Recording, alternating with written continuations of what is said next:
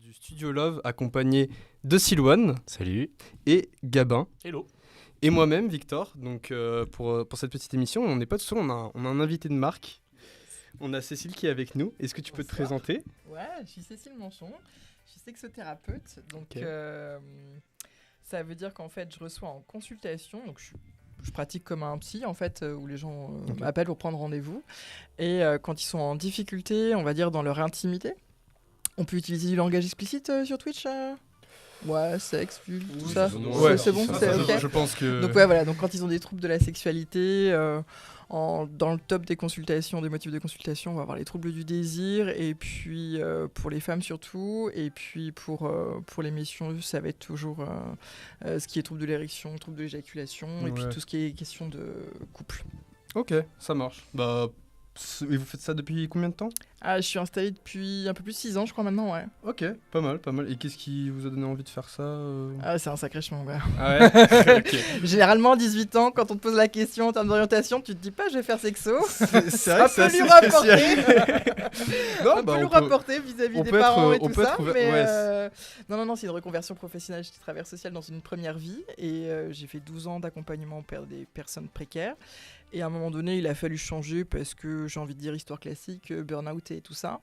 Et la question de l'intimité, c'était toujours quelque chose qui m'avait intéressée. J'ai passé pas mal de temps dans les murs de l'association AIDS, etc. Et puis du coup, ouais, c'était le moment et je me voyais bien faire ça. Ça m'allait bien. Ok, pas mal. J'avoue que c'est pas le genre de reconversion professionnelle que j'aurais, peut-être Silouane. Ça doit être ça. Non, mais on verra si jamais on se fait remplacer par l'IA, peut-être qu'on pourrait aller par là. Je m'abstiens. Ok, ça marche. Qu'est-ce que...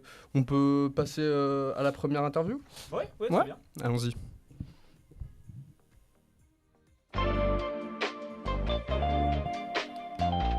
Tu trouves que c'est important de faire un test de dépistage avant de retirer le moyen de contraception, même si on est en couple ? Ah bah oui, totalement.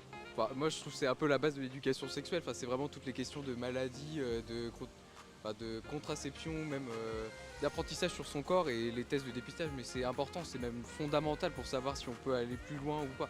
Et moi je dis, c'est une histoire de confiance, l'un envers l'autre. Si on a confiance l'un envers l'autre, pour moi, il n'y en a pas besoin. Oui, je pense, parce que c'est bien pour le couple, pour la personne en face et pour soi aussi de savoir un petit peu. Après, il ne faut pas que ce soit lié. Souvent, c'est lié en fait à un manque de confiance envers la personne en face et il ne faut pas qu'il y ait que cette vision-là. Je pense que c'est bien aussi rien que du côté de la santé. Oui, toujours se faire tester, on sait jamais. On peut être asymptomatique, il y a plein de choses partout. Une capote qui troue quoi, il faut toujours se faire tester, même en couple, on peut pas savoir si la personne est fidèle, donc ça reste quelque chose d'important, faites-vous tester. Je pense que c'est important, ouais, la santé, vaut mieux pas rigoler avec, on en a qu'une.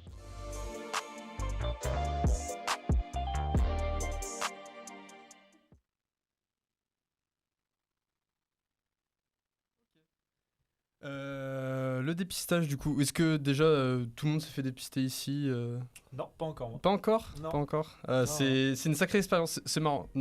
Non, marrant, c'est peut-être pas. Explique-nous. Ça peut être stressant, mais c'est pas si stressant que ça en a l'air. Enfin, personnellement, je suis pas stressé par les hôpitaux. Je sais qu'il y en a qui peuvent l'être, mais c'est une expérience qui en soi, on peut se dire en fait, on a plus peur des résultats, je trouve, que de vraiment aller se faire dépister. C'est pas grand-chose en soi. Non. T'étais allé où, juste parce qu'il y a plusieurs lieux en Mayenne. Moi, c'était à l'hôpital au CHU de Nantes, du coup. J'ai une petite anecdote là-dessus, d'ailleurs, sur ce dépistage. Faut savoir que j'avais fait ma première fois.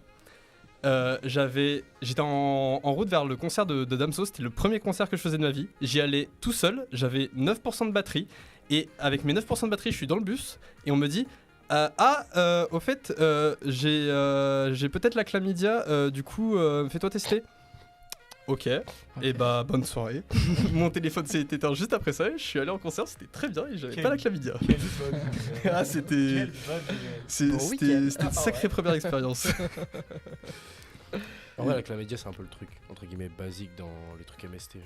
Enfin, je trouve. Genre dans tout ce qui est... Tu peux l'avoir sans même le savoir. C'est pour ça qu'il faut toujours se faire dépister, selon moi. Parce que, tu peux avoir par exemple la chlamydia sans le savoir et ok, pendant plusieurs années ça peut rien faire, il me semble que c'est ça, vous me corrigez si je me trompe. Oui, on peut se dire tu. Oui. C'est ok. Ok, ça marche. Avec le Covid, maintenant on connaît bien l'histoire de asymptomatique et ça marche pour pas mal d'infections. Et donc on peut être asymptomatique, ne pas vivre ou en ressentir les troubles ou les symptômes, mais on peut quand même le transmettre et l'autre du coup le contracte et le vit différemment. Ça a quand même des impacts de santé, quoi qu'il en soit. Et voilà, il y a les chlamydia, mais il y a la syphilis qui est beaucoup plus embêtante, il y a l'hépatite, il y a les herpès, il y a plein de bazar. Et se dépister, c'est à partir du moment où on a une vie sexuelle active, c'est important de pouvoir le faire régulièrement. C'est tous les combien de temps à peu près un dépistage ? Alors, on dit soit tous les 3 mois, soit tous les 10 partenaires. Ok. Il y a des personnes qui disent plus rien autour de cette table. Silence. À mon avis, il y en a qui ont des trucs à se reprocher là. Non, mais moi je le fais à chaque fois que c'est une personne différente, comme ça je me dis c'est mieux. Comme ça c'est bien. Ouais. Ah ouais. Ouais, moi je me suis dit au moins je me mets pas dans la merde. Et je l'ai fait avant même par contre d'avoir eu un rapport. Ouais. Parce que je trouvais que c'était trop important. En fait, je sais pas, il y avait ce truc où je me disais avant de le faire, je veux trop être clean. Ouais. Pas, genre dans ma tête, je me disais genre psychologiquement, je me disais je suis le Graal, là y a pas de problème, c'est bon, je suis safe. Ouais, bah pour le coup, en vrai, si tu sais que ça va arriver et tout, moi ça m'est un peu tombé dessus, j'ai envie de dire, donc j'ai pas pu me dire bon, je vais me faire dépister avant, c'est tombé du jour au lendemain. Mais ouais, je pense que c'est important si tu sais que tu vas avoir un rapport de se faire dépister de toute façon. Pour beaucoup de jeunes couples, je pense que ça se passe comme ça. J'avoue que j'ai pas du tout la vision, je sais pas, toi Gabin, si t'as un avis là-dessus. Bah moi déjà, attendre une première fois ce serait pas mal pour que je commence à avoir un avis là-dessus. Donc après je pense si effectivement je suis au courant à l'avance que je vais faire une première fois, oui je vais prendre l'option de me faire dépister avant. Mais pour l'instant j'ai encore le temps, donc on verra à ce moment-là quoi. T'es pas pressé? Non. J'ai tout le temps du monde. Non mais c'est pas mal ce que tu fais en fait Sylvain, parce que c'est vraiment l'idée de qu'est-ce que moi j'aimerais dans cette situation. J'aimerais que l'autre puisse me dire bon bah écoute voilà, moi je me suis fait tester dépister et je t'assure que j'ai pas eu de prise de risque depuis et voilà, et ça ouvre un espace de confiance, etc. Donc toi tu te mets dans cette posture là et tu présentes ça comme ça, donc c'est nickel. Il y a plein d'autres choses qu'on peut aborder qui vont faire que la relation, que ce soit sexuelle ou simplement la relation romantique, va bien se dérouler. Le fait d'aborder la santé et l'intimité, notre état de santé, c'est ok. Dire ce pourquoi on est, les pratiques pour lesquelles on est partant et celles pour lesquelles on ne veut pas s'engager, c'est aussi important. Dire ce qui nous met en alerte, en trigger, c'est aussi important. Il y a plein de petits points comme ça où finalement ça permet d'aplanir les choses et de dégonfler la bulle de spéculation et d'apaiser et de ne pas se mettre en stress, parce que tout ce qu'on veut, c'est pas être en stress à ce moment-là, c'est ce qui permet que ça se passe le mieux possible, quoi. Très bien. Et alors on a des petites questions qu'on a sélectionnées, on vous avait fait passer un petit formulaire sur les réseaux. Est-ce que quelqu'un veut lire une première question? Gabin, si moi je suis chaud. Vas-y. Thomas. Allez. Alors, première question, comment sortir de la dépendance affective? Dépendance affective, c'est... Je suis pas voulu répondre en premier, je me suis dit apparemment je suis pas sûr du terme personnellement. Dépendance affective, c'est... Dépendance affective, c'est le fait de quand tu es en relation de se sentir un peu tout est dans le mot quoi, de se sentir dépendant et de se sentir attaché tellement que tu vas faire des choses où t'es pas forcément bien. D'accord, okay. Ça va te mettre dans des zones où c'est pas confortable pour toi et voilà. Faut savoir que on est quand même des êtres humains, des êtres sociables, et que à la base, on est un peu tous dépendants affectifs. Donc, on peut se détendre par rapport à ces appellations-là. On a tous, généralement, quand même, sauf psychopathologie, envie d'être aimé et d'aimer en retour. Donc, à partir de là, effectivement, ça pose une base. Par contre, pouvoir être au clair dans sa relation et déterminer des processus ou des mécanismes dans la relation qui nous mettent mal et de pouvoir les verbaliser au fur et à mesure, c'est super important. Ou en tout cas c'est intéressant, ou c'est bien d'apprendre à le faire au fur et à mesure de sa vie, parce que c'est joli de le dire, c'est important, mais bon. Les premières relations, on sait que généralement, on n'est pas très préparé. Je pense que personne ici n'a eu de première relation qui a été forcément parfaite. Il y a plein de trucs sur les premières relations, des c'est théories, concluant. Ouais. Ça dépend. À 2-3 tu vois, exceptions près. Oui, il y a toujours des exceptions pour confirmer. C'est vraiment concluant. Ouais. Dans le sens où ça dépend à quel âge ça arrive. Mais je sais pas, imagine, tu vois, ta première relation, ça date genre collège ou lycée. Bah, t'as un monde où ça arrive. Où du coup, bah, tu te retrouves. T'es là. En vrai, t'as aussi le fait de prendre en maturité, etc. D'apprendre à grandir. Et du coup, je trouve que c'est hyper dur de vraiment genre maîtriser de ouf tout dans ta relation. Donc en vrai, je trouve du coup il y a plus ce truc où bah ta relation elle peut évoluer et tout. Donc. Ouais, ça marche. On passe à une deuxième question. Ouais. Qui veut... Sinon je me lance. Vas-y. Peut-on être heureux en étant célibataire durablement ? C'est une bonne question ça. Je vais répondre en premier vu que je l'ai lu. Personnellement, je pense que oui. Être célibataire, je dirais même que bon, non. Vas-y. Parce que en vrai, c'est une question qui me fait pas mal réfléchir parce que je dirais que j'ai commencé à être beaucoup plus heureux à partir du moment où j'étais plus du tout en couple parce que là, ça fait 2 ans et demi que je me suis pas remis en couple. Plus volontairement qu'autre chose, j'avoue, sur ce coup-là.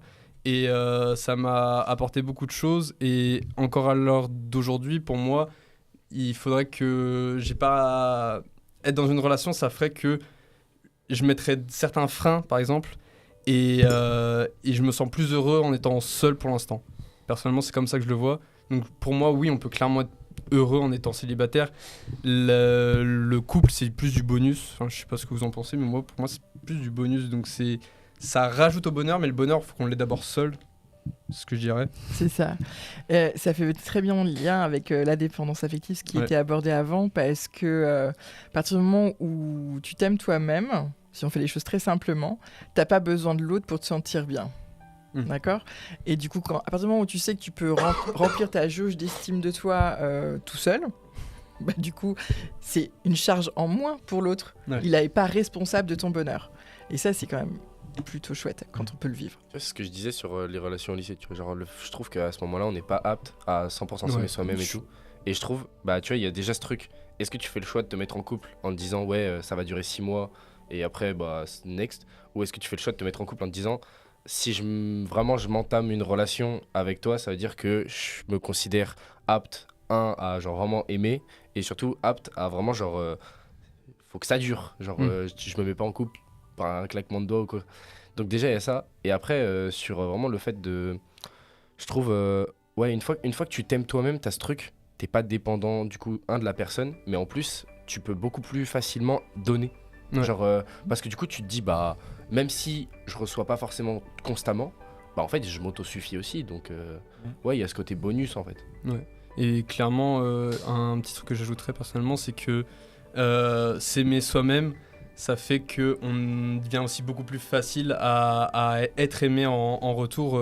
Enfin personnellement, je sais que quand j'ai commencé à plus me concentrer sur moi-même, j'ai eu plus de personnes qui, pas seulement amoureusement, mais aussi amicalement, dans des relations X ou Y, à s'approcher de moi et à être, comment dire, influencé aussi un peu par une certaine confiance en moi que je pouvais dégager ou des trucs comme ça. Donc c'est vraiment pas mal, je pense, d'être seul, de prendre du temps pour être seul, pour pouvoir être à deux.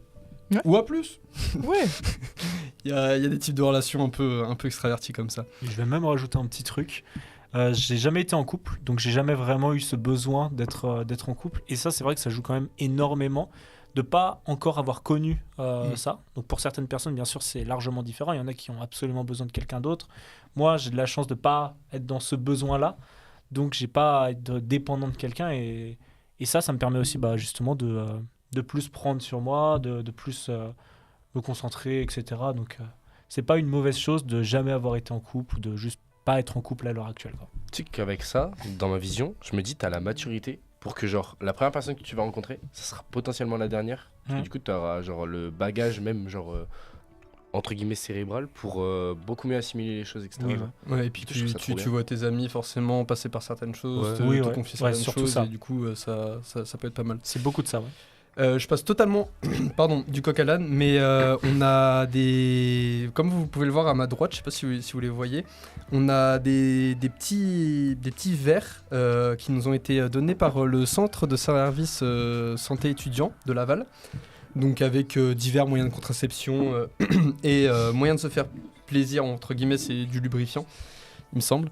Va y avoir un sondage qui va apparaître dans le chat, donc avec la question qui est: jusqu'à quel âge je peux me faire dépister gratuitement sans ordonnance en laboratoire? Donc normalement vous aurez un petit sondage qui va apparaître, il suffit de répondre et un gagnant sera tiré au hasard pour recevoir du coup c'est un magnifique gobelet pour ses plaisirs personnels. Excusez-moi. On va pouvoir passer, je pense, à la prochaine interview qui sera sur le thème du désir.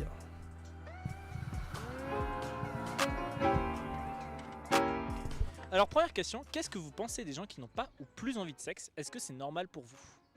Moi je pense que ça dépend de ce qui se passe dans ta vie. Il y a des moments où il se passe plein de choses dans ta tête et du coup t'as pas forcément le temps de penser à ça. Et je pense que c'est normal pour tout le monde de passer par plusieurs étapes. C'est pas normal, mais ça dépend de la santé et puis ça dépend de la vie. Pour moi, du sexe, il en faut parce que c'est une chose bien de la vie. Et puis le sexe, c'est pas grossier.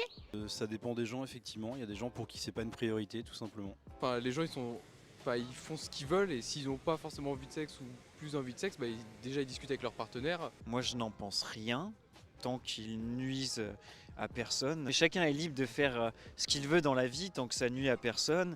Je pense pas qu'il y a qu'une seule forme de normalité. C'est une question d'équilibre et c'est une question à voir avec soi et avec la personne avec qui ou les personnes avec qui on partage des moments de sexe ou non.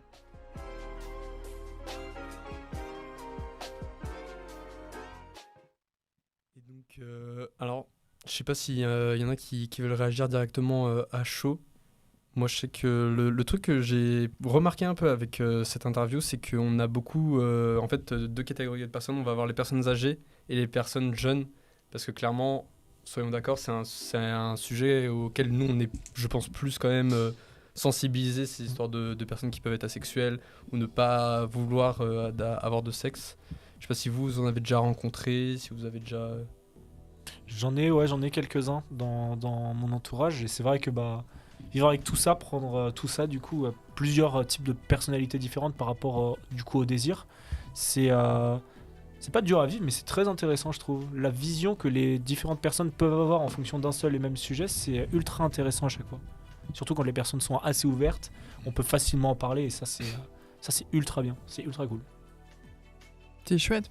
C'est très agréable à entendre qu'il y a la pression sociale sur le fait d'avoir du sexe, ça descend. Ouais. Et du coup, ça éloigne aussi quand même pas mal de situations ou d'expériences qui peuvent être désagréables. J'ai un pourcentage qui est toujours trop élevé à mon goût de jeunes qui viennent en consultation qui ont 25, 26, 27 ans et qui viennent soigner des traumas de leur première relation de couple, quoi. Qu'ils ont tissé qu'ils ont commencé à tisser quand ils avaient 16, 17, 18 ans, parce qu'il y avait ce truc du 18 ans, il faut y aller, quoi, et puis on n'y va pas juste pour le faire comme ça, parce que c'est pas bien, enfin, les jeunes filles que j'ai, donc elles restent en couple avec un mec qui leur correspond pas, elles connaissent pas, elles osent pas dire non ou poser de limites, et voilà. Donc savoir dire et reconnaître que le désir est pas forcément quelque chose qui se passe pour nous, c'est quand même plutôt chouette. Nous avons des quotidiens maintenant qui sont remplis avec plein de propositions, on peut voir qu'on peut s'épanouir aussi dans d'autres espaces que dans le fait d'investir une relation de couple, donc voilà, ça laisse mûrir les choses aussi très tranquillement, quoi. Puis franchement, le truc du vous en parliez de on a 18 ans, faut y aller maintenant. J'ai l'impression que ça se perd. Enfin, personnellement, je sais que quand j'étais plus jeune, peut-être que je pouvais me dire telle personne a, je sais pas, 25 ans et il a toujours rien fait. La loose un peu, alors que En vrai, pas du tout. Enfin, personnellement, la gamin qui nous dit qu'il a pas été en relation ou quoi, bah en vrai, ça me choque pas et je suis même plutôt en mode bah c'est positif dans un sens. Enfin, y a rien de grave. Genre, c'est. Ok, c'est un. Pas se mentir, c'est sympa, mais c'est tout le monde n'est pas prêt au même moment, tout le monde n'a pas les mêmes envies au même moment, tout le monde n'a pas la même libido. C'est, je pense, un truc dont on va reparler un peu, mais tout le monde a des libidos différentes, ça c'est sûr. Puis il y en a aussi qui ont des expériences un peu traumatiques qui font qu'ils ont un blocage. J'ai une amie, peut-être que vous savez, certaines personnes ont vraiment une peur, je crois que c'est ça, le vagin qui se referme à moitié, ça. Ouais, on appelle ça le vaginisme. Okay, oui. En fait, c'est une réaction spontanée du corps. Donc la personne, elle a beau vouloir dans sa tête et dans son cœur. Au moment de la pénétration, en fait, la pénétration est impossible ou très très douloureuse. Du coup, et c'est des douleurs qui peuvent vraiment remonter jusqu'en haut de l'abdomen et jusqu'au milieu des cuisses, tellement tous les spasmes musculaires du périnée engagent les adducteurs, les abdos, etc. Donc voilà, c'est simplement pour dire que voilà, il y en a d'autres pour qui c'est pas aussi douloureux, mais c'est simplement ça bloque, ça marche pas, on se demande ce qu'il y a, etc. Et donc ça, c'est vraiment une réaction de spasme des muscles du périnée qui entourent toute la zone du vagin. Donc ouais, c'est du vaginisme. C'est une réaction qui se met parce qu'à un moment donné, pour une raison X, Y ou Z, et ça je l'accompagne très bien, et pour chaque femme c'est toujours une histoire différente, donc il n'y a pas forcément à chercher le motif, mais le corps a enregistré que pénétration égale danger, et du coup il protège la personne. Est-ce que vous pensez que sans la pression sociale qu'il y a autour de tout le sexe, il y aurait beaucoup moins de vaginisme ? Alors, non. Le vaginisme, c'est vraiment une peur irraisonnée et inexplicable, sur le moment, en tout cas pour la personne, de la pénétration. Par contre, la pression sociale sur la sexualité ou le fait d'avoir des relations sexuelles, ça peut pousser à avoir des rapports alors qu'on ne se sent pas complètement prêt, qu'on ne se sent pas complètement détendu, qu'on ne se sent pas complètement à l'écoute de nos sensations, etc. Et ça fait un contexte de stress dans le corps, et ça peut générer des rapports qui sont douloureux. On va appeler ça des dyspareunies. Les dyspareunies, ça peut se vivre à la fois chez une fille ou à la fois chez un mec. Il n'y a pas de genre, même si très souvent on l'attribue quand même pour les femmes.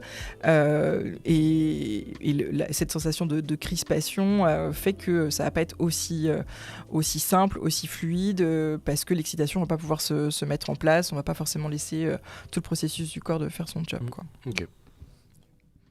Si vous avez d'autres choses à ajouter sur le sujet ? Non, ça va. On va pouvoir repasser à nos petites questions. Est-ce que quelqu'un veut se lancer ? Vas-y, chaud. Le passé amoureux d'un ou d'une partenaire peut-il vraiment poser problème dans une relation ? Vous avez des questions de type, hein.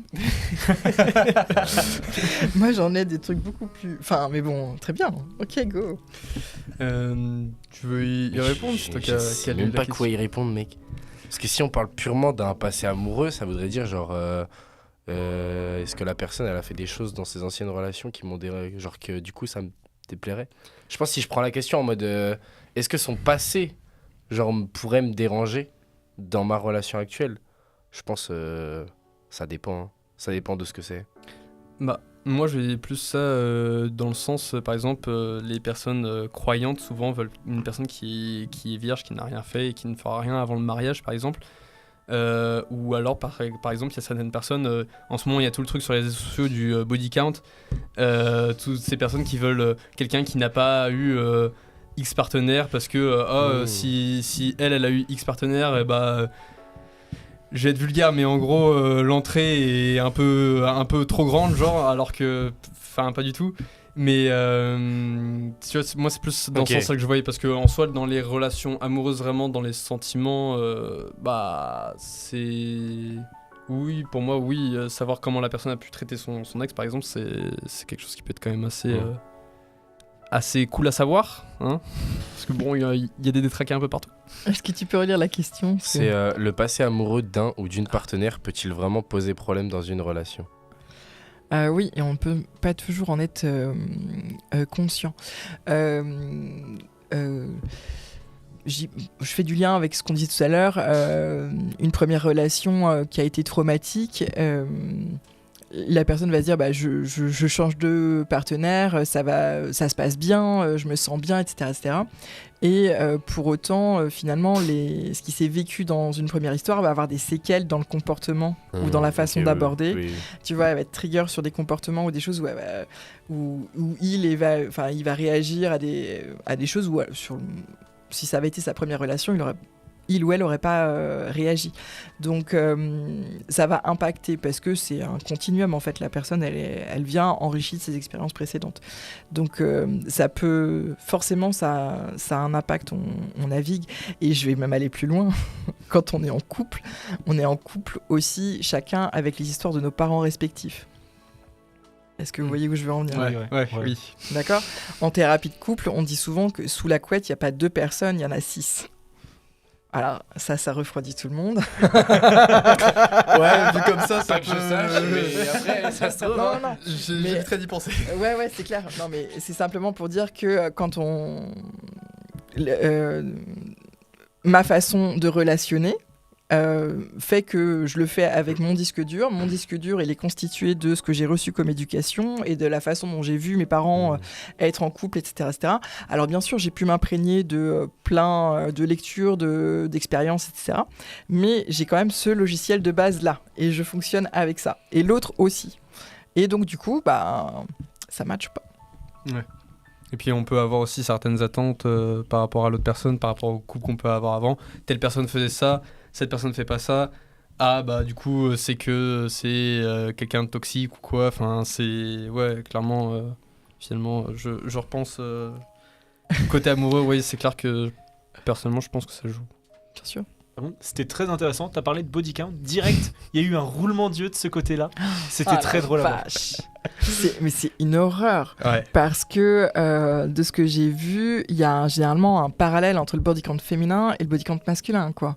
Et que si personne à pénis, grosso modo, a 20 partenaires, c'est pas un problème. Mais si c'est une jeune femme, waouh, elle se colle une étiquette et une réputation, alors que le comportement est a priori le même. C'est juste que c'est le genre de la personne qui change. Et du coup tout de suite on a une vision et un impact une connotation sur ce que cette personne-là est moralement alors que le comportement est a priori le même, quoi. Oui. Et sachez messieurs que c'est super bien d'avoir quelqu'un d'expérimenté. Tu sais qu'il y a eu une émission il n'y a pas longtemps où Cocotte, une personne qui est québécoise. Elle est québécoise. Ouais, elle est québécoise. Ouais, voilà ça. Et du coup, les Québécois ont leur petit stéréotype d'être relativement très ouverts. Et genre, tout le monde était choqué quand elle a annoncé son body count, qui était au-dessus de 10. Alors que le bouseux a annoncé clairement, donc un autre streamer, a annoncé clairement qu'il avait 30. Et les commentaires TikTok, tout le monde parlait de Cocotte. Et j'étais en mode, mais le bouseux il a 30, on lui dit rien. Et après, par contre, elle a vraiment dédramatisé le truc en disant, au Québec, 10 c'est tranquille. C'est tranquille. C'est juste en France, les gens ils abusent, ils sont, entre guillemets, il y a le truc de, t'as un trop gros chiffre. Je pense, moi en perso, je dirais avec l'âge, mon avis il changerait. Genre, en fonction de l'âge. Du coup, ça me dérange. Genre, le chiffre peut monter, ça me dérange moins, du coup. Clairement, pour moi, on rencontre des gens qui nous ouvrent les yeux sur certaines choses, on entend parler de certaines choses. Enfin, quand on grandit, c'est des sujets qui viennent beaucoup plus facilement, que ce soit entre amis ou autres. Et tout de suite, ça peut nous ouvrir. Mais c'est sûr que quand on est plus jeune, je pense qu'on a un peu notre vision du truc, de comment ça devrait être, et souvent, on a envie de la suivre. Ouais. C'est bon, je dis pas de bêtises, à chaque fois que j'ai un truc, je vérifie à ma gauche. Je vois le petit. Ça, c'est bon, ok, le paquet est bon. On voit l'interrogation dans le sourcil, je le vois. On me le dit tout le temps que j'ai un point d'interrogation dans le sourcil, de toute façon. Du coup, on a passé pas mal de temps sur cette question-là, donc je pense qu'on va pouvoir passer au prochain petit quiz. Et d'ailleurs, on me dit que le gagnant est Tom et que la réponse était 26 ans. Vous pouvez vous faire dépister gratuitement et sans ordonnance jusqu'à 26 ans. J'y vais demain. Pas mal. Vu ce qui a été dit en début de live, je vais pas tarder. prendre un rendez-vous juste après, je vais appeler, je sais pas jusqu'à quand c'est ouvert, mais toujours est-il que on remercie encore une fois le service de santé étudiante de Laval, du Mans Université, et on passe à la deuxième question qui bravo Tom. Et après j'ai une question. Bravo Tom, ouais, tu vas pouvoir profiter. J'ai trop une question. Est-ce que la qualité des préservatifs varie? Oui. Oui, bah... Ah bah voilà. c'est sûr. Okay. Bah voilà. Moi je demande. La qualité, la taille, la composition, il n'y a pas toutes les matières parce qu'il y a aussi des personnes qui sont allergiques au latex et donc du coup on va chercher des préservatifs à base de nitrile. Okay. J'ai un trou, je suis désolée, je peux pas vous fournir, mais il y a un site qui référence vraiment plein de préservatifs avec des tailles différentes et qui explique aussi comment choisir sa taille parce que il y a beaucoup de tailles standards, il y a les fameuses tailles XL, etc. Mais avoir la bonne taille, c'est aussi ce qui vous permet, messieurs, d'être confortable. Mais c'est quand même super important, il me semble. Ouais. Et du coup, pour le sondage, la question sera, en 2024, quelle est la proportion de jeunes de 18 à 24 ans à ne pas avoir été actifs sexuellement, c'est-à-dire à avoir une absence d'activité sexuelle pendant 12 mois?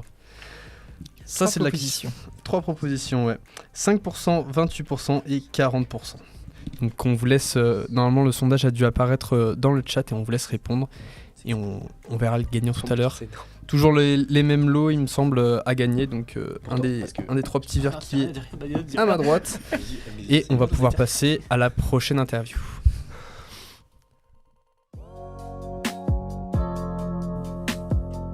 Est-ce que vous trouvez que c'est possible d'être heureux en couple sans trop faire l'amour? Oui, totalement. Le sexe n'est pas la priorité dans un couple. Oui, moi je suis d'accord avec ça. Parce que j'ai eu une expérience et c'est même très bien. Dans une vie de couple, il n'y a pas que le sexe, hein, il en faut, mais il y a les mots qui comptent. Parce que les mots, c'est la tendresse. Le mot « je t'aime », ça fait plaisir de l'entendre de soit de l'un ou de l'autre.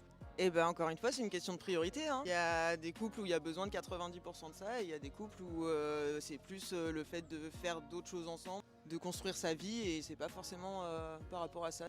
Je pense qu'on peut être heureux parce que le bonheur, c'est vachement personnel, donc chacun va le chercher où il veut et où il peut. Je pense que c'est surtout qu'il faut communiquer là-dessus énormément. Et si dans la communication, on se rend compte qu'il n'y a pas besoin de ça, il n'y a pas besoin de ça, et si on se rend compte que c'est important, faut faire avec aussi.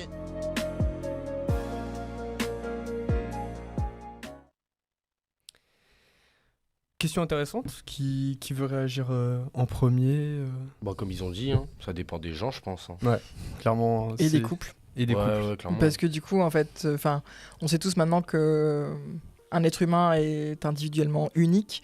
Donc chaque couple est vraiment une alchimie particulière. À chaque couple, il va y avoir une harmonie, une fréquence qui leur convient, etc. Et puis, ça a été dit aussi, selon les événements de vie, les moments, on va avoir moins de libido et c'est normal parce qu'en fait l'énergie elle se focalise ailleurs. Typiquement, je déménage, je passe un examen, je change de job, j'enterre un proche, il y a un bébé. C'est les événements de vie qui sont classiques et c'est des moments où on est focus sur autre chose, quoi. Et puis même de base, il y a des gens qui ont plus ou moins de libido que les autres, non ?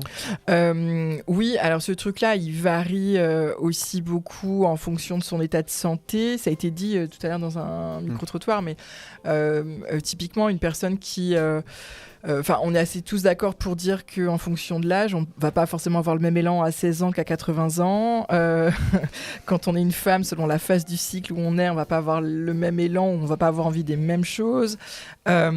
Les événements de vie, si on a une hygiène de vie où on dort suffisamment, parce que fatigue et libido, ça marche jamais en fait. Okay. Le corps dit toujours fais dodo plutôt que fais des bébés. Nota bene. Ouais. On fait une sieste et après on fait. Mais voilà. Si on a une alimentation équilibrée, une activité physique, on va être plus en vitalité dans son corps, on va plus être même en sensation. Et la qualité de la relation va aussi jouer sur le désir qu'on va avoir de la personne. Qu'est-ce que l'autre fait pour nous donner envie d'eux ? Ouais. Ouais, c'est vrai que souvent, personnellement, je trouve que c'est assez important de donner aussi envie à son partenaire, de pas juste attendre, entre guillemets, que genre on est en couple, du coup c'est normal que ce soir on se rejoigne et avant d'aller se coucher, on lance une partie et après on dort un coup. Non, faut qu'il y ait de l'attraction qui se fasse. Faut jouer sur la libido de l'autre en fait. Ouais, le désir. Enfin, moi je rencontre plein de couples qui viennent avec des questions là-dessus parce qu'il y a une dysphorie du désir dans le couple. Il y a une personne qui va avoir une libido assez expressive et puis une autre qui va être non, moi pas quoi. Et en fait, c'est simplement que il y a des gens pour qui il va y avoir un désir très spontané. Visuel, mécanique, je te vois, je te kiffe, je te love, j'ai envie, point barre quoi. Ouais. Ça s'exprime très facilement. Et l'autre pour qui, en fait, c'est pas la réponse de base. Pour avoir envie, il faut que je me sente bien, que j'ai fait tout ce que j'ai à faire dans ma journée, que je sois disponible dans mon corps, que j'ai pas de douleur, que je sois dans le bon état d'esprit. Enfin voilà quoi, il y a plein de facteurs finalement pour que le contexte soit réuni. On va dire que c'est un désir plutôt réactif. Mais l'un a besoin de l'autre pour pouvoir s'allumer. C'est vraiment l'histoire des deux allumettes avec une allumée qui permet de communiquer le désir à l'autre. Ok, c'est une bonne manière de répondre. J'ai beaucoup aimé cette réponse. J'avoue que personnellement, je trouve que la question, est assez simple à répondre, c'est sûr. Mais l'expliquer comme ça, c'est vraiment pas mal. Je pense que ça peut aider beaucoup de gens, surtout quand on voit les questions qu'on peut avoir. Beaucoup de gens ne sont pas forcément documentés. Et d'ailleurs, ça me fait me poser la question, comment ça se passe pour prendre rendez-vous, par exemple, avec vous ou d'autres. Est-ce qu'il y a une plateforme qui vous recense Non. C'est l'instant promo, allez-y. Moi, on me trouve assez facilement. Tu tapes Sexologue Laval, tu vas avoir mon site et puis mon numéro. Par SMS ou un appel, ça se passe très bien. Ou sinon, par mon site, il y a un formulaire où tu demandes un rendez-vous et moi, je te recontacte. Je recontacte la personne avec le numéro qu'elle a enregistré pour organiser en fonction de ses disponibilités, quoi. Ouais.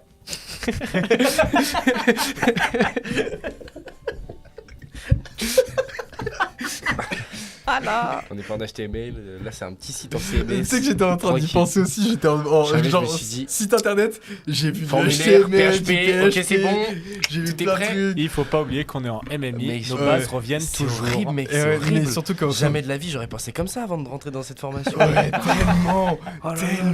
Donc là il y a une faille. Vous êtes en première. De quoi vous parlez. Ouais, vous êtes en première année, ça va passer. Parce que le truc c'est que là, surtout en ce moment, on a deux projets de cours où en fait on doit coder des sites, etc. Okay. Et du coup maintenant le mot site internet il résonne et il y a plein de flashs qui passent et des mots et des balises et des trucs qui apparaissent, c'est terrible. Et oui, du coup le CMS, parce qu'on doit faire aussi un site en CMS pour le page PHP, c'est bon. Ouais. Est-ce que vous avez envie de lire une question peut-être ? Alors, moi je peux me lancer. Comment dire à sa partenaire qu'elle a des odeurs intimes désagréables sans la blesser ? Alors, je ne saurais pas répondre parce que j'ai pas osé le dire personnellement. Donc, non, mais je l'aborde parce que je pense que c'est un truc qui est super. Qui peut être super courant finalement d'avoir une partie du corps. Enfin, là, on parle de l'intimité, donc on se dit que ça va être mal pris, mais nous les femmes on sécrète 4 types de fluides quoi. Ok. D'accord, donc c'est une usine qui tourne. C'est une sacrée. Vous, il y a un type de fluide, il y a l'urine, enfin il y a l'urine et le sperme, mais nous en fait finalement il y a, en fonction de notre cycle, notre phase de cycle, il y a vraiment plein de choses qui se produisent et qui se régulent. Donc une odeur c'est aussi et surtout le premier indicateur qui peut indiquer une infection. Ok. Et donc ça peut être, si c'est vraiment quelque chose de gênant où il y a des chances pour que la personne l'ait déjà remarqué, qu'elle n'ait pas osé le dire, et donc mettre le pied dans le plat, entre guillemets, ça peut être aussi rendre service, et de dire qu'est-ce qui se passe, voilà. Ça peut être aussi simplement, nos odeurs de nos fluides, elles ressemblent aussi beaucoup à ce qu'on mange et à ce qu'on boit, si c'est dilué ou pas, de la même façon que l'urine, finalement elle va être concentrée ou pas, selon si on a bu plus ou moins d'eau. Donc Ananas. C'est pas mal. Ouais, je crois que c'est une légende. Ouais, j'avais entendu dire que c'était une légende l'ananas. Ah ouais, vous pensez ? Surtout que c'est pas censé être pour le goût plutôt que l'odeur. De quoi ? L'ananas. De quoi ? Ouais, mais ça joue un peu. Ok. Ça joue un peu. T'as déjà fait le test ? Ça va comme réponse. Ça va comme réponse. Ça me va, c'est parfait. Parce que j'avoue que moi j'ai déjà rencontré ce problème-là. Bah, en fait, c'est sur le moment, j'étais en mode et je passais à autre chose sans rien trop dire. On n'a jamais abordé le sujet et puis maintenant ça fait un moment et du coup on en a jamais pu en parler avec la personne. Mais j'avoue que j'ai pas du tout su quoi dire. Enfin, ça m'a entre le est-ce qu'elle est au courant, est-ce qu'elle n'est pas au courant, qu'est-ce que je suis censé dire, est-ce que tout le monde sent comme ça, est-ce qu'il y a une odeur de base ou pas, j'en savais rien à ce moment-là. Du coup, j'avoue que je me suis juste fait bon. Bah ça pue. Ouais, après il y a des choses ici sur lesquelles on peut ne pas se formaliser et toujours prévoir dès l'âge de bébé près de son lit, s'il y a un endroit où vous faites le plus ou pas, comme on prévoit du lube ou comme on prévoit des préservatifs, donc et puis se sentir propre avant je sais pas, d'avoir du sexe oral, c'est aussi une façon de respecter l'autre et de se dire bon ok moi j'ai envie de faire ça, est-ce que ça te va si on se nettoie un petit peu, et je crois que plus on dit les choses, mieux ça permet que ça se passe, quoi. Ouais, clairement, ça permet beaucoup de trucs d'en parler, de se documenter sur le sujet, c'est vraiment pas mal aussi. Faites-le, c'est pratique. Mettez-vous pas du parfum sur les parties intimes, Oh, c'est pas très bien. Tellement pas. À pas tester. Oh là là. Ah, ça c'est l'expérience. À ne pas tester. Ah mais j'ai tout testé pour l'émission. J'ai fait en sorte que je puisse vous dire quel goût est bien, enfin y a pas de souci. Là vous me demandez paf comme ça. Il a révisé hein. Je suis dans l'union. Non mais c'est vrai qu'on a vu, moi je vois j'ai cette image pour les déos hommes. Je crois que c'est des pubs où on voyait les mecs genre avec peut-être une référence de boomer, je suis désolée, mais qui se bombardaient sous les aisselles, le thorax, et puis qui allaient généreusement dans le slip, et je pense que c'est pas très très confortable en vrai. Mais faites pas ça. Vos poils vont brûler, vous allez pas kiffer, y a rien. Jamais. Puis même pour la personne qui passe après, en vrai c'est pas ouf. Ça change rien en plus. Croyez pas. Tu lèches. Ouais, il y a des déposites. Non, mais en fait, écoutez, on va faire une expérience qui n'est pas du tout impliquante au niveau charnel. Vous prenez de la bombe à WC, vous la posez sur votre bras, vous léchez, vous voyez ce que ça donne. En fait, voilà, tout simplement. Et là, des fois, tu te mets du parfum. Ça t'arrive dans la bouche directement. Ça t'arrive dans la bouche, tu kiffes pas. Ouais, clairement, tu kiffes pas. C'est le genre de truc qu'on teste quand on est vraiment bébé, quand on lèche là un truc vite fait pour voir ce que ça fait. Tu te rends compte que c'est pas bon, tu t'arrêtes là. Normalement, t'es pas censé aller plus loin. Mais je suis pas allé plus loin, les gars. Ne vous inquiétez pas. Ceci dit, il existe des baumes intimes qui sont vraiment faits pour les parties génitales, pour prendre soin, pour hydrater, pour réparer, comme on aurait une crème hydratante pour le visage finalement. Et donc ces choses-là sont totalement compatibles avec les organes génitaux. Donc voilà, pourquoi pas. Ok, et ça se trouve où? Parce que j'avoue, j'ai jamais vu ça. Alors, il y a une super marque qui s'appelle Goliath, qui fait que des produits bio et vegan, que moi j'aime bien. Mais voilà. Ça marche. Bah, merci beaucoup pour ces informations. Je note tout dans mon cerveau. Il y a beaucoup de choses à noter là, mais j'essaie d'avoir tout. Il y a la rediff. Ah, on peut voir la rediff pour revoir tout. Ouais, un replay. Il y a un replay, avec un classeur, avec un cahier. Voir la rediff sur la chaîne YouTube du studio. N'hésitez pas à aller voir, à vous abonner afin de regarder toutes les rediffusions de la chaîne. Oh là là, trop bien. J'étais pas au courant, j'étais au courant. Est-ce que quelqu'un veut lire une autre question? Je peux. La fin de la question, c'est un peu honteux, mais elle m'a un peu fait rire. Lorsque j'ai eu mes règles pour la première fois, ma mère ne m'avait rien expliqué. J'ai cru mourir. Ouais. C'est assez terrible. Ouais, c'est pour ça que j'en ai un peu honte d'avoir ri. Non, c'est assez terrible. En fait, les premières menstruations pour les jeunes filles, c'est une vraie expérience. Aujourd'hui, il y a c'est des choses que je me suis retrouvée accompagnée en consultation de ce genre de trauma, parce que du coup, typiquement, la personne prend conscience qu'elle perd du sang, elle ne sait pas d'où, elle ne sait pas pourquoi, et pour le sang, c'est forcément connoté à une blessure, et donc il y a un risque. Donc forcément, elle croit mourir, elle pense qu'elle a une hémorragie et qu'il y a un problème. Donc voilà, d'où l'importance d'éduquer et de s'en parler. Il y a une première expérience aussi pour vous les messieurs qui est aussi marquante, c'est le premier éjaculat qu'on appelle la torrage. Et ça... Souvenir perso. Tu te souviens pas? Vous arrivez à vous en rappeler la première fois que vous avez éjaculé? En vrai, ça c'est. En vrai, pas tant. Je me suis posé la question avec des potes, genre quand j'avais peut-être 15-16 ans, et je me suis dit, j'ai pas de souvenir. Mais tout comme il y a des filles qui n'ont pas de souvenir de leur première menstruation. Oui, des personnes pour qui ça a moins impacté, quoi. Ouais, tout à fait. Mais parce que préparé, parce qu'il y avait l'info quelque part dans la tête que ça allait se produire ou que ça pouvait arriver et qu'on arrivait à un âge où ça allait se passer. Et je sais que pour les... Maintenant, on parle de plus en plus, on prépare quand même les jeunes filles au fait qu'elles vont avoir des menstruations. Mais je sais que les garçons, c'est souvent une expérience qu'ils font par eux-mêmes au début je me caresse, c'est agréable, et puis à un moment donné il y a un truc qui sort, et on sait pas trop.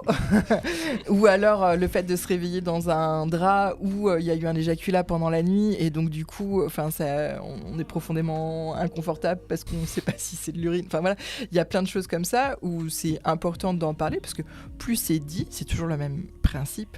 À partir du moment où on a l'information, on sait que ça arrive ou que ça peut arriver, donc ça dédramatise.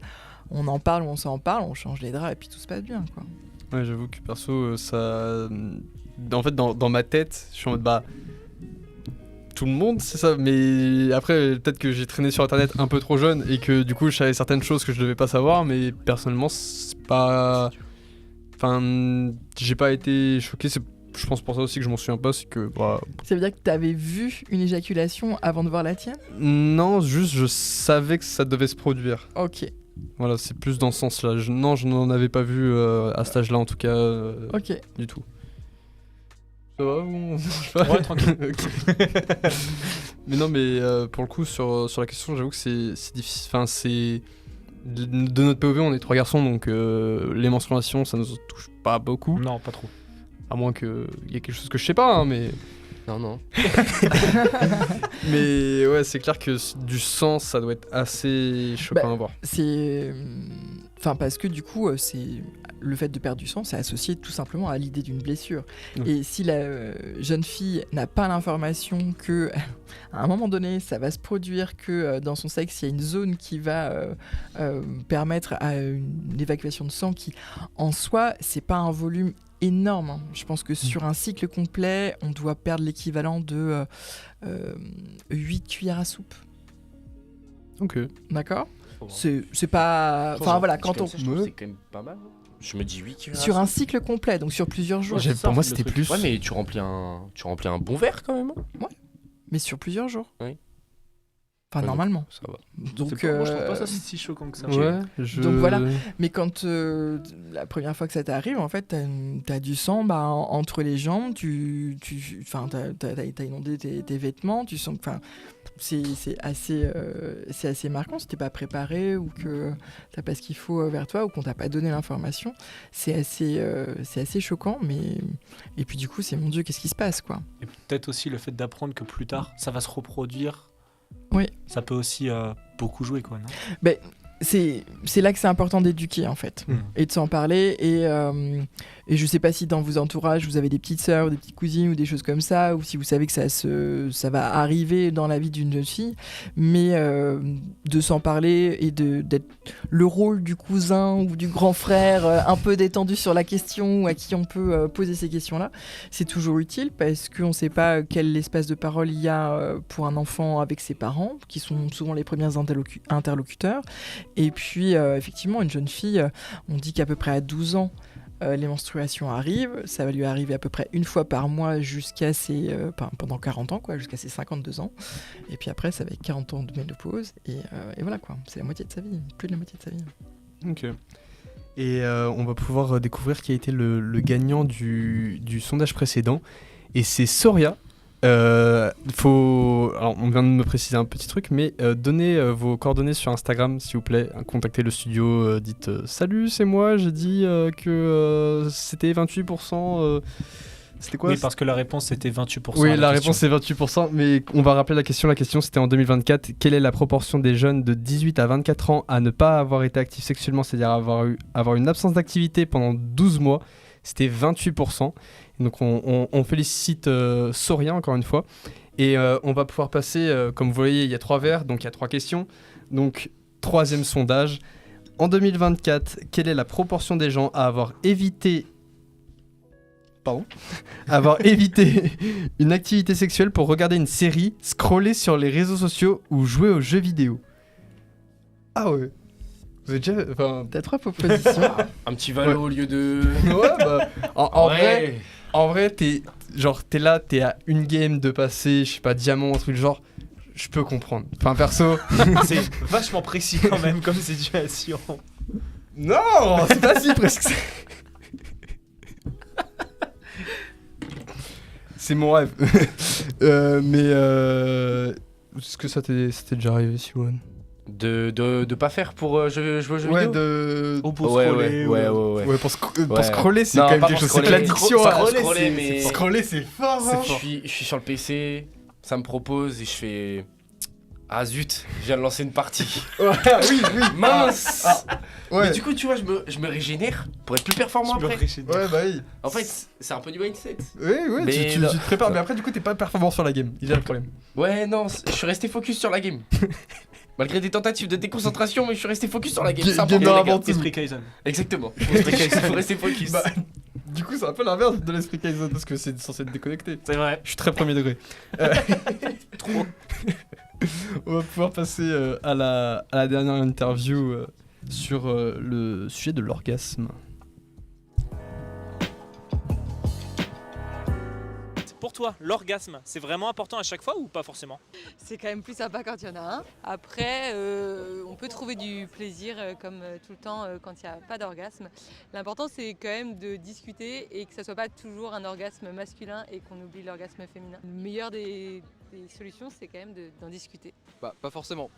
Pas forcément. Mais encore une fois, je trouve que ça dépend vachement des personnes, du couple. Enfin, en général, c'est vraiment dépendant de la personne. Si elle a envie, si elle a pas envie. Et pour le coup, elle est dure comme question, mais... Elle est un peu tricky, oui. Elle est un peu tricky. Mais je penserais non.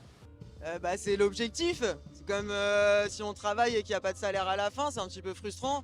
Ouais, je dirais que c'est pas forcément une obligation, ça dépend du contexte aussi. Si c'est avec une partenaire habituelle et qui tout se passe bien, c'est quand même mieux d'aller jusqu'au bout, je dirais. Non, c'est ce qu'on ressent. Hein. On n'est pas obligé d'aller jusqu'à l'orgasme. L'orgasme, il en faut, c'est certain. Quand on a des actes sexuels, moi je dis la tendresse, les caresses, les petits bisous, moi je dis c'est important. Voilà, il n'y a pas que l'orgasme. Voilà.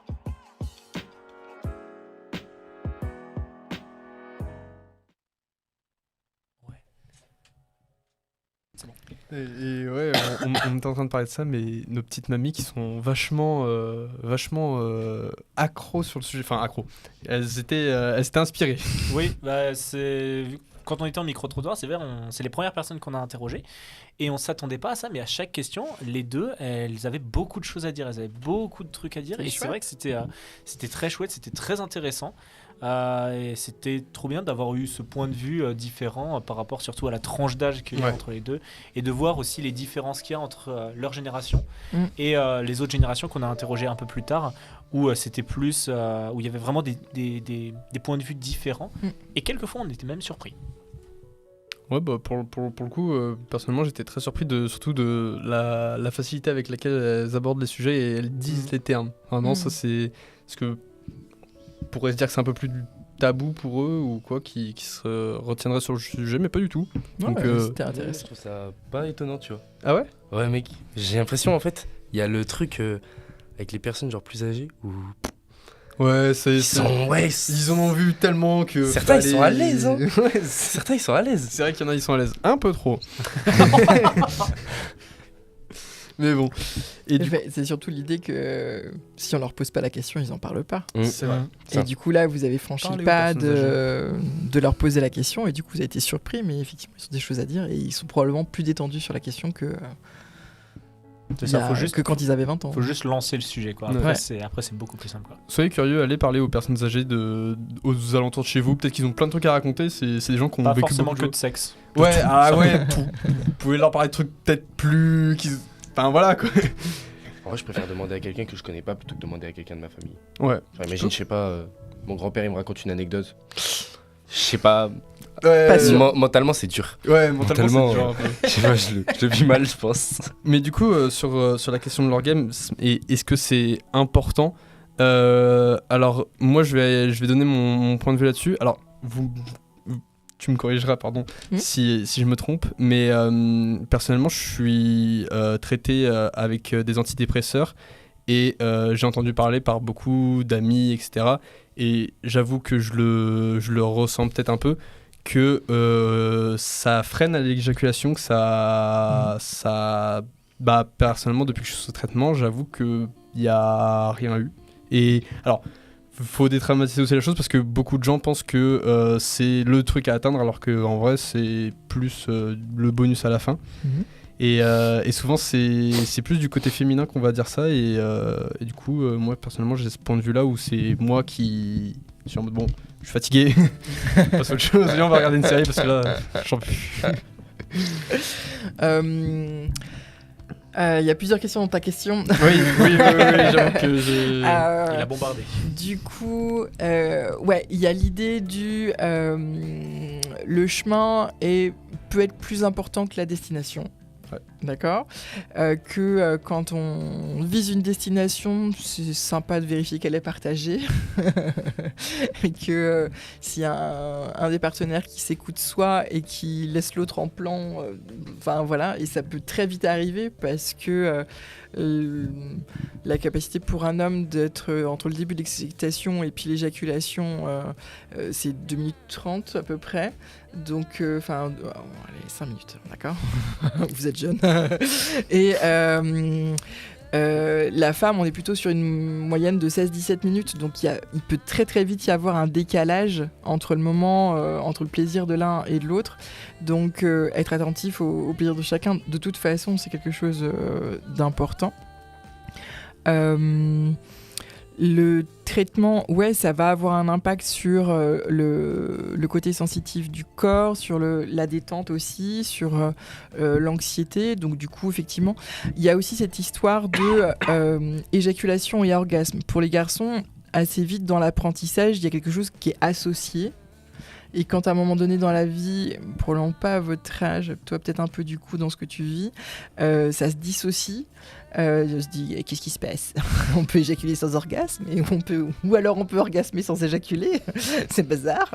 Alors que c'est probablement ce que vivent la plupart des femmes, que l'orgasme se fait sans éjaculation et qu'elles peuvent aussi éjaculer sans orgasmer, etc. Donc, voilà, ça passe pas tout à fait pareil dans le corps. C'est sûr. Pas si vous avez... Mec, l'orgasme, pour moi, c'est vraiment une extase. Oui. Genre, pour les hommes, c'est vraiment ce truc. Enfin, genre, c'est là où tu vois la différence entre éjaculer et avoir un orgasme. Tu peux avoir fini et être en mode... bon, ça va, c'est cool, enfin voilà. Et c'est par repos contre, du corps. Il y a d'autres moments où, en fait, un peu comme les femmes, genre quand elles ont souvent un vrai orgasme, ça se met à trembler, les cuisses, etc. et tout ça. Et en vrai... Un vrai orgasme masculin, je pense, c'est un peu la même. Genre, vraiment, c'est l'extase en mode, t'es là, t'es épuisé, t'es là. Ah, je peux dormir, là, c'est bon. Là, là je suis bien, là. C'est énorme. En fait, dans un rapport sexuel, on dit qu'il y a 4 phases. Je montre 3 et puis je dis 4, c'est bien. On voit que la thérapeute commence à être usée. T'as une première phase d'excitation, après t'as une phase de modulation, qui est la phase du rapport, finalement, où les activités se passent. Il va y avoir un nouveau pic d'excitation qui va aboutir généralement à l'orgasme, et puis après une phase de révalence, de restauration. Pour nous, les femmes, du coup, cette phase de révalence, elle n'est pas forcément aussi longue. On a une plus grande capacité à renchaîner après sur une phase de modulation et un nouvel orgasme, etc. Donc, l'orgasme multiple. Ça.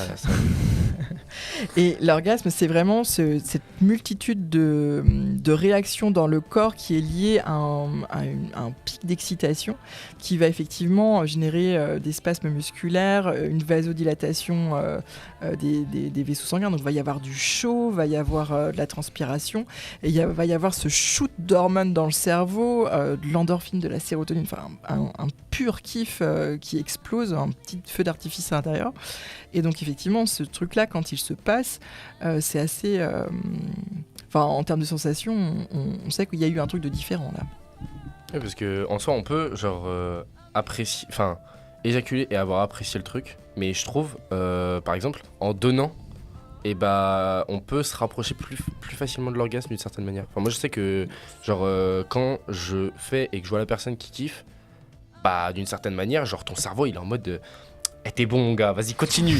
Et du coup ça stimule, tu vois, genre ton cerveau je sais pas, il y a ce truc où c'est plus, ça fonctionne mieux. Et même il y a aussi bah du coup pour retour sur la pression sociale, il y a les mecs qui se mettent une pression de ouf sur faut que je tienne, faut que ça dure longtemps, faut que je fasse ça bien, faut qu'à la fin elle soit satisfaite sinon je dégage. Il y a une pression de ouf, mais à la fois pour les femmes il y a une pression à côté pour faut que faut que je fasse un minimum genre, imagine il est pas bon ou imagine j'aime pas, bah dis-lui. Normalement ça m'est arrivé genre d'arriver et de dire où t'es sensible et que la personne me dise bah je sais pas, et là je fais là c'est compliqué. Ouais.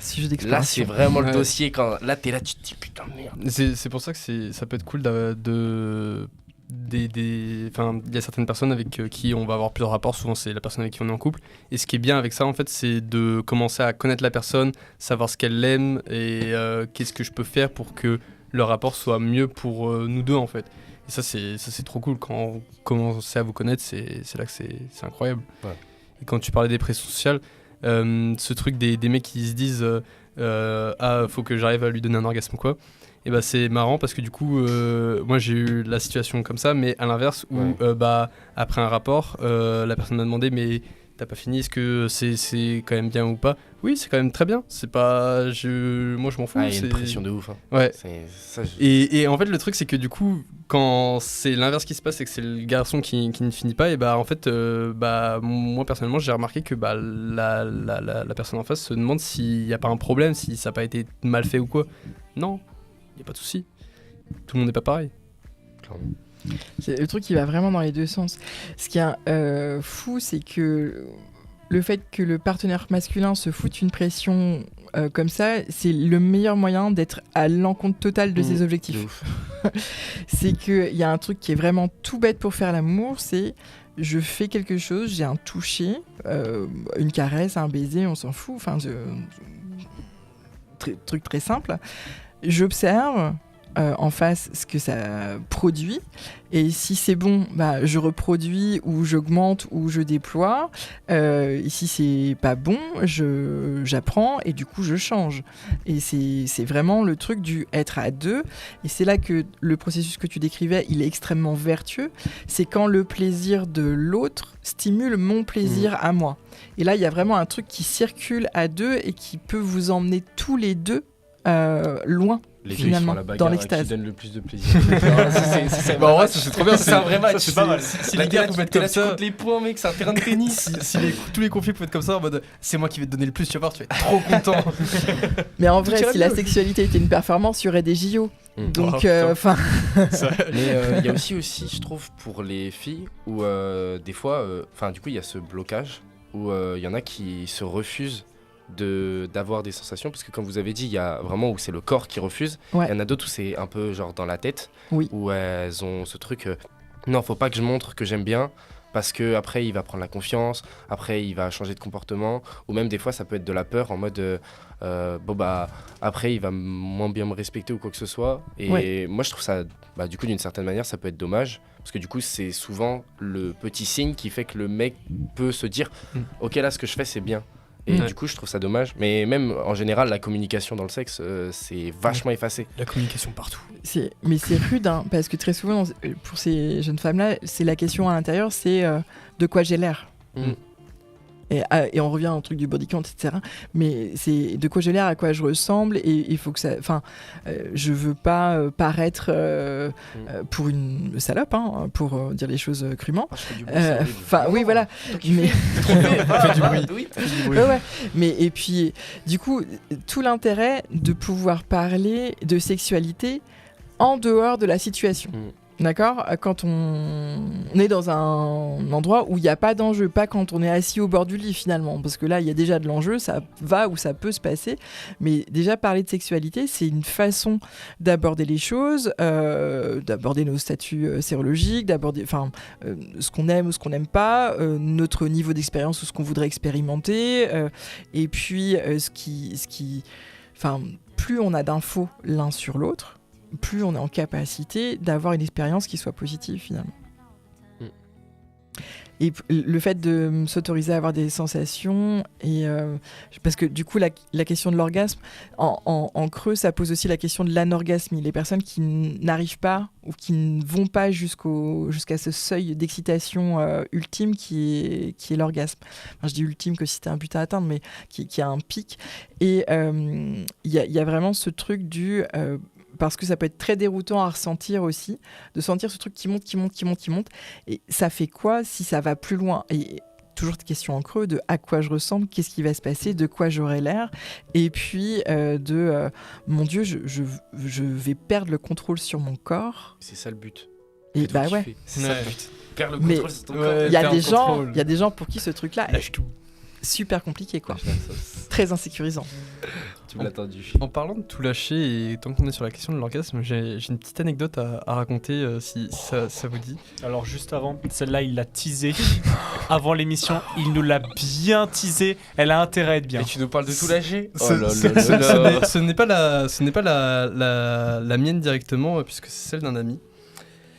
Donc, je pense dédouané.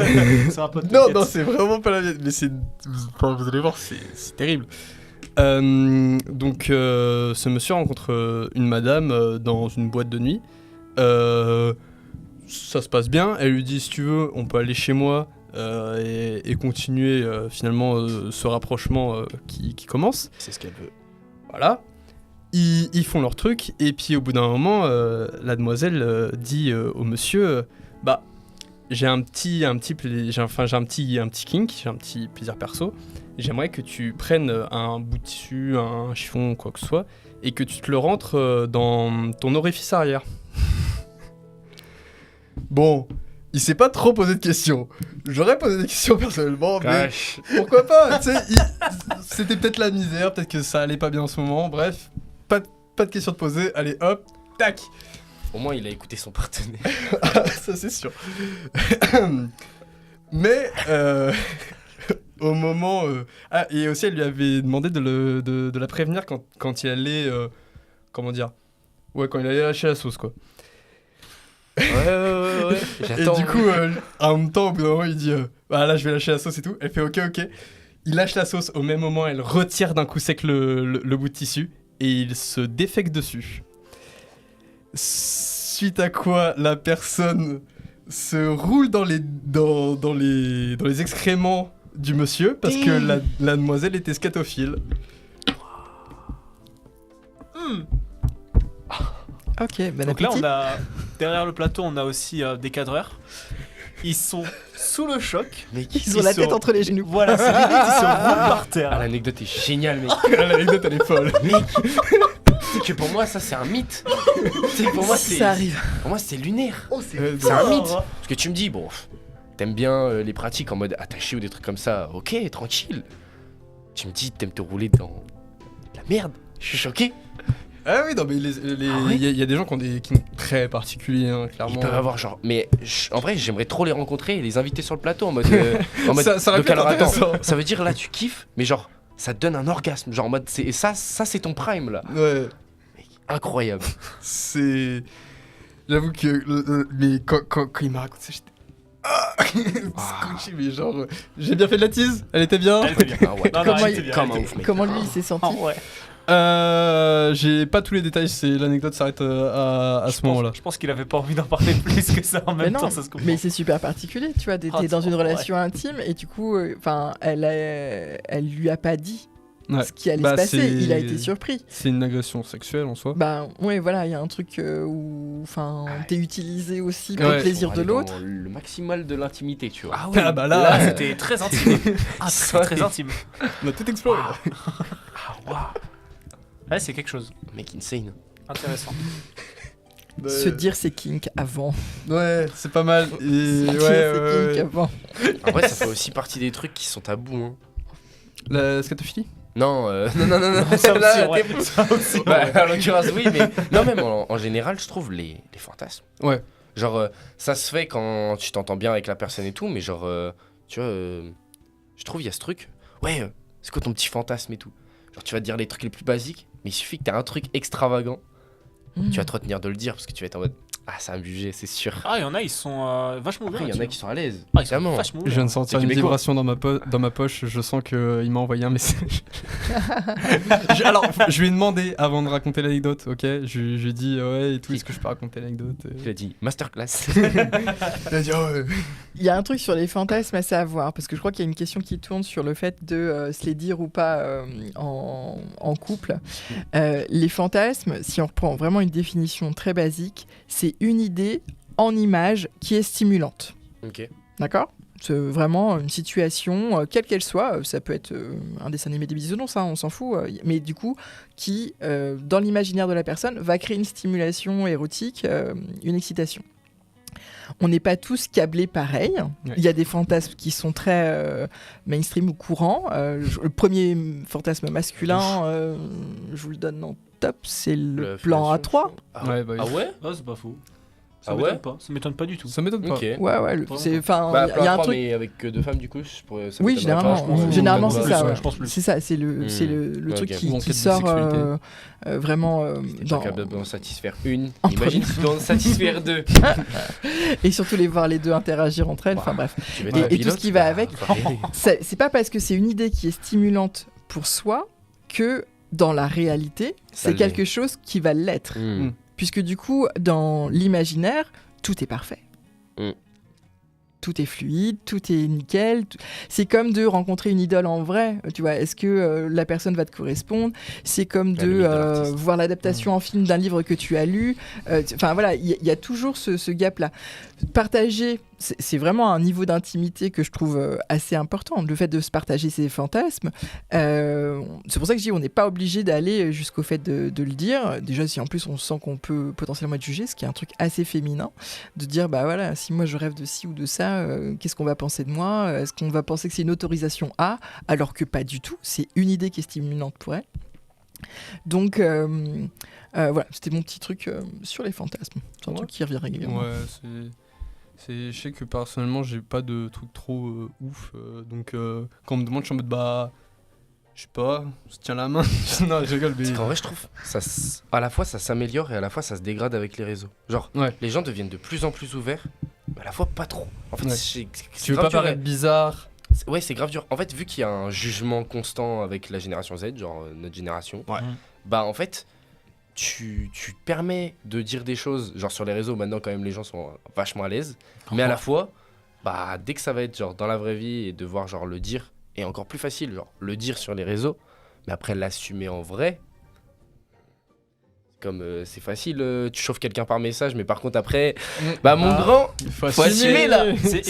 C'est exactement ce qui s'est passé dans le micro-trottoir du coup.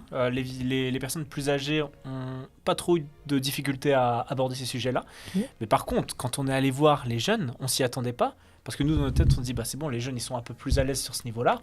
Mais quand on a évoqué le fait que ce soit diffusé sur Twitch, ils se sont dit... le nombre de personnes qui se réfractent du coup, c'est impressionnant. Parce qu'ils se disent, ouais, bah, tout le monde va entendre mon avis. Voilà, c'est ça, la peur du jugement. Alors qu'on précise bien que ce ne sont pas par rapport aux expériences personnelles, mais plus par rapport à leur avis sur le sujet. Mais ouais, c'est un blocus immense. Mais ça donne une idée du niveau d'intimité que ça représente en fait pour les gens. Et que les fantasmes, c'est vraiment un truc ultra personnel, quoi. Du coup, vraiment, le fait de le dire ou le pas, c'est quelque chose qui appartient à chacun. Et enfin voilà, gardez-les pour vous. Et c'est pas parce que vous le vivez dans votre tête très bien que c'est un goal à atteindre dans sa vie. Tu peux très bien réaliser ton fantasme sans forcément le dire à la personne. Genre, ça se fait naturellement et ça passe crème. Ouais, ça peut très bien. Ça peut arriver. Pourquoi pas. En tout cas, là on est arrivé à la fin de ce live. J'espère que ça vous a plu. J'espère que ça vous a ouvert les yeux sur. Oui, c'est vrai, le gagnant du dernier sondage, donc c'est Solis. Donc à la question en 2024, quelle est la proportion des gens à avoir évité une activité sexuelle pour regarder une série, scroller sur les réseaux ou jouer aux jeux vidéo? C'était 40%, pardon. C'était 31, oui. C'était 31. Mais okay. on est 31%. Ouais. Et c'est Solis qui gagne. Des déchets, hein. En vrai. Mec, en vrai, c'est une sonnerie. Non, mais. Oh non, en vrai de vrai. Mais, j'ai dit. Non, ça veut dire qu'il y a quand même 31% d'êtres humains qui, genre là, ils leur ont proposé de coucher avec quelqu'un Ils ont fait non, je vais scroll ou je vais jouer aux jeux vidéo ou autre chose. Ils ont plus de plaisir à prendre dans tout ça, ça paraît logique. Jouer aux jeux vidéo, par exemple, imaginons que tu as une soirée entre potes qui est prévue sur un jeu. Oui, mais là, je te parle genre en mode imprévu. En mode, t'es là, il y a ta copine qui est chez toi, elle te propose que vous le fassiez. Et toi, tu fais non, je vais plutôt me mater la 2e saison de Squid Game. Non, je vais plutôt aller monter rang diamant sur LoL. Enfin, mec, en fait, je me dis, mais. Moi, c'est le scroller sur les réseaux sociaux. Ah ouais, scroller sur les réseaux, mec. Ça veut dire que t'es là à côté de la personne, tu scrolles, alors que elle attend juste que tu couches avec. C'est pas forcément aussi explicite que ça, mais dans l'idée, ça démontre bien, et ça vient résonner aussi avec la question précédente qui montrait l'augmentation de personnes qui avaient de moins en moins d'activités sexuelles. C'est le côté que les espaces numériques prennent de plus en plus de place dans notre vie. Et l'être humain a peur du vide. Et donc, quand on s'ennuie, on s'occupe. Et le truc le plus facile à faire maintenant, parce qu'on adore la facilité aussi en tant qu'être humain, c'est de prendre son téléphone et d'aller dessus. Et du coup, voilà. Et donc, cette occupation par défaut, elle prend la place d'une potentielle interaction de couple qui pourrait aussi aboutir sur un réseau, donc sur un rapport. L'idée, c'est pas toujours de cette situation super explicite où il y en a un qui joue et puis l'autre qui dit bon bah alors chérie, quand est-ce que tu viens ? Mais pour le coup, ça arrive. Et franchement, pour avoir accompagné des jeunes femmes qui sont en couple avec des hommes qui préfèrent jouer, mais prenez soin d'elles, s'il vous plaît. Des bons gros MMI, ça. Ça, c'est des bons MMI. Ou des infos. Les infos, ça passe. Les mecs en info. On en a pas assez parlé, mais sur la question en plus, sur les 28%, en 2006, il y avait seulement 5%. Ça veut concrètement dire qu'en fait, en 2024, on couche plus. On couche de moins en moins. On couche de moins en moins. Parce qu'il y a aussi de plus en plus de liberté à dire non. Ouais. Ah, donc ça peut avoir des effets positifs. C'est aussi ça veut dire qu'il y a probablement aussi de moins en moins de personnes qui le font par obligation, par le fait de se sentir obligé ou sous une forme de chantage affectif dans la relation, de sentiment de devoir, ce truc-là. C'est aussi parce que du coup, c'est plus en plus facile et fluide pour les personnes de dire non, j'ai pas ou peu de désir, ou moi je veux seulement une relation romantique sans avoir une relation sexuelle. Enfin voilà, il y a ce truc-là qui se détendent et donc qui font apparaître des nouvelles statistiques qui semblent complètement ubuesques, mais qui correspondent aussi à des nouveaux modes de vie, etc., etc. Il y a aussi des choses qui se perdent à la lumière de la dernière statistique qu'on a partagée, qui font que faut faire attention à l'empiètement du numérique sur nos vies de couple, quoi. Et on va pouvoir se quitter là-dessus. J'espère que vous avez passé une bonne émission. Moi, en tout cas, j'ai passé une bonne émission. C'était vraiment cool. Pour le coup, on a pu aborder pas mal de sujets et les développer. Donc, sur ce, je vous souhaite une bonne soirée. Et merci de nous avoir regardés. Et à la prochaine. Merci de m'avoir invité. Pas de rien. Merci à vous d'être venus. Et merci au service de santé étudiant aussi. On les remercie encore. Merci. J'en avais besoin, ça tombe bien. C'est pas pour toi. Ah merde. C'est pas pour toi. Allez, des bisous. Bye bye.